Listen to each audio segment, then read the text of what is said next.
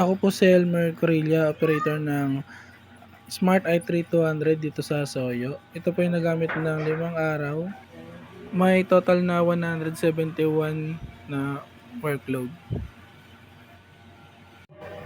Ito po ang printer head. Ang huling palit po nito ay October 2025. At ito naman ang cupping na may 90% good condition. Head clean.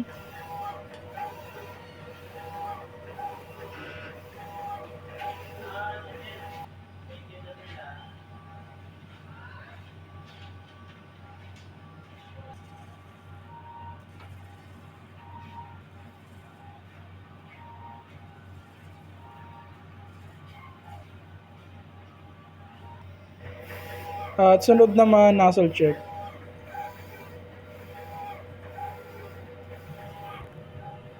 Good naman po ang output niya. Ito po ang ink tank, tama lang ang level. Ito naman ang AVR. Ito po ang waste tank, napalitan po ito noong Sabado. Ito naman ang unused ink.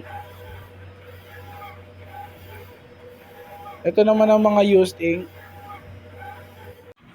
Ito po yung mga na-consume last week.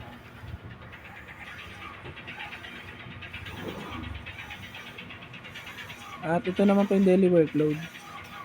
Ito naman ang physical inventory.